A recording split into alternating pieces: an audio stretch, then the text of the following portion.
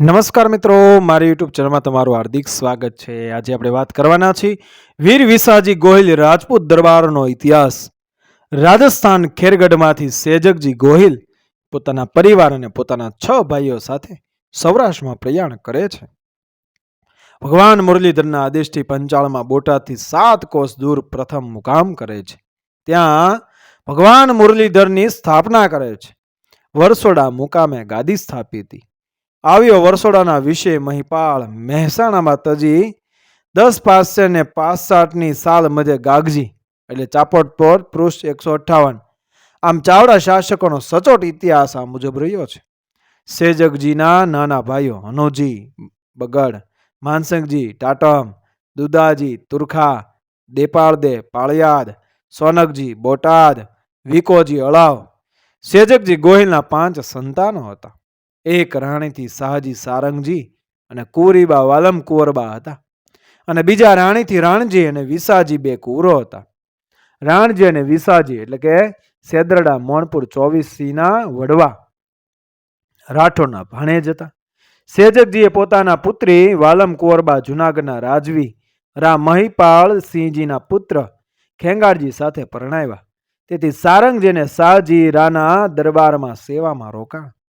રા મહિપાળસિંહજીએ સારંગજીને લાઠી એટલે અર્થીલા ગામો તથા શાહજીને માંડવી પાલિતાણાની 24 આપી તથા સેજકજીના મોટા પુત્ર રાણપુર વસાવ્યું અને સેજકજીના સૌથી નાના કોર વિસાજી સેદરડા મોણપુર 24ના વડવા ધંધુકાના રાજવી ધાંધલજી ભાટીની કુંવરીબા સાથે પરણ્યા અને ધાંધલજી ભાટીએ ખસ પરગણામાં 12 ગામની જાગીર આપી અને ત્યાં સ્થાયી થયા। આ વિસાજી ગોહિલની ગૌરવ ગાથા આપની સમક્ષ પહેલીવાર આવી રહી છે। વિસાજી ગોહિલના પ્રથમ લગ્ન કોટા ગામના વાઘેલા દરબારના કુંવરીબા સાથે થયા હતા અને બીજા લગ્ન ધંધુકાના રાજવી ધાંધલજી ભાટી દરબારના કુંવરીબા સાથે થયા હતા।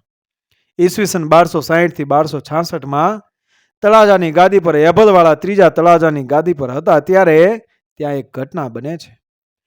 એભલવાળાએ ઘણી કાયસ્થ કન્યાઓને પરણાવી હતી। આ જાણ થતા વાલમ બ્રાહ્મણો દાપુ લેવા માટે આડા ફર્યા।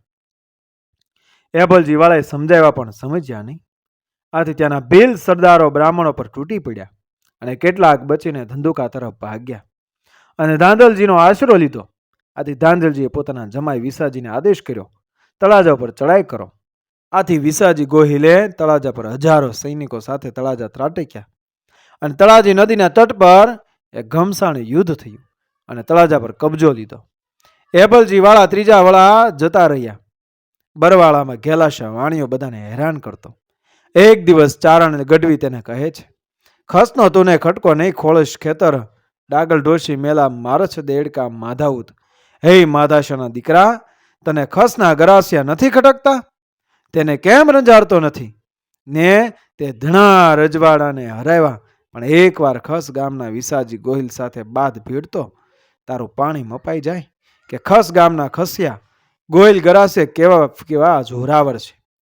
ઈસવીસન 1350 પછી ગુજરાતની પરિસ્થિતિ ડામાડોળ થતી ગઈ। અલાઉદ્દીન ખિલજી ગુજરાત પર ચડી આવ્યો અને અનેક હિન્દુને વટલાવ્યા। સિદ્ધપુરના મવેડી બ્રાહ્મણો વોરા બન્યા અને 13મી સદીમાં પાટણ અને સિદ્ધપુર મુસ્લિમ રાજ્ય થયા। બાદશાહે કર્ણાવતી નામના નગરને વિકસાવીને અમદાવાદ નામ આપ્યું। અફઝલ ખાનની ફોજ ચારેય બાજુ ફરવા લાગી, હિન્દુ પર જુલમ કરવા લાગ્યા। ત્યારે રાણપુર એ ધોળકાના પરમાર, લાલ માંડવાના ઝાલા, મહીકાંઠાના પઢિયાર, ભોળાદના રાઠોડો, સિસલીના વાઘેલાઓ, કાલવિયાના સોલંકીઓ, ડાંગરવાના ડાભીઓ, ખસના ગોહિલો, ઢાકના વાળાઓ, ધંધુકાના ભાટીઓ આ બધા રાજપૂતો ભેગા મળીને ધંધુકામાં એક ખાનગી સભા ભરાણી અને આખું સૌરાષ્ટ્ર મુસલમાન થતું અટકાવવા માટે માથું જાય પણ આપણો ધર્મ ન જવો જોઈએ તેવી પ્રતિજ્ઞા લેવાની। રાણજી ગોહિલ શહીદ થયા પછી અલાઉદ્દીને ધંધુકા સર કરવા પ્રયાણ કર્યું। ધંધુકામાં ભયંકર યુદ્ધ થયું। વિસાજી ગોહિલ સેદરડા મણપુર 24ના વડવા અને ધાંધલજી ભાટી મહેરા સામે બાદશાહ હારીને જતો રહ્યો। હજારો મુસલમાનોની કત્લે આમ થઈ। તે પછી અલાઉદ્દીને સતત 12 વર્ષો સુધી હુમલા ચાલુ રાખ્યા પરંતુ વિસાજી ગોહિલ જેવા પરાક્રમી યોદ્ધાથી તે ફાવ્યો નહીં। 13મા વર્ષે અલાઉદ્દીને સમય સૂચકતા વાપરી એણે દિલ્હી, કનોજ અને લખનૌથી ફોજ બોલાવીને ઓચિંતો હુમલો કર્યો. તેમાં ધંધુકાના રાજવી ધાંધલજી અને હજારો રાજપૂતો કામ આવ્યા. હજારો બહેનો દીકરીઓના સિંદૂર ભૂસાણા. રાજપૂતો 100 મુસલમાનને એક એક રાજપૂત ભારે પડે એવું પરાક્રમ બતાવી માતૃભૂમિની રક્ષા કાજે એ સમરાગઢના ખોળે પોઈડ્યા. અને સદરડા મણપુર 24ના વડવા વિસાજી ગોહિલ લડતા લડતા અડવાળ ગામને તકતે એ વીરગતિ મામ્યા. હું આ વીરગતિની ગાથા લખતા લખતા એ વીરતાના સ્મરણથી ભીની થયેલી આંખો સાથે કહું છું કે આપણા આવા અનેક ક્ષત્રિય રાજપૂતોના ઇતિહાસના પાના પર દબાયેલા પડ્યા છે. તો હું આશા રાખું છું કે મારા સમાજ પાસે તેને ઉજાગર કરો, તેથી આવનારી પેઢીને સ્મરણ રહે કે મારા પૂર્વજો કોણ હતા. મિત્રો, વિડીયો પસંદ આવ્યો મારી ચેનલ સબસ્ક્રાઈબ કરો, ફોલો કરો, શેર કરો. મળી આવી જ ઘટનાને પ્રેરણાદાયક વાર્તાઓ સાથે આગળના વિડીયોમાં આપણા ઇતિહાસ સાથે. જય ભવાની, જય રાજપૂતોના, જય માતાજી.